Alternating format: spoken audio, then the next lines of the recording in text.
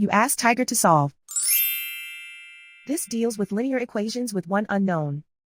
The final result is q equals 1. Let's solve it step by step. Simplify the expression.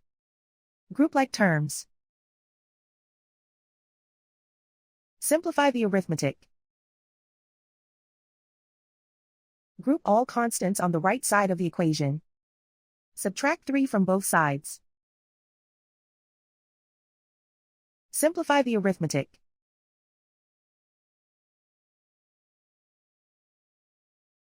Isolate the q.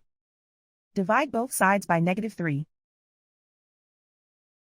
Cancel out the negatives. Simplify the fraction. Cancel out the negatives.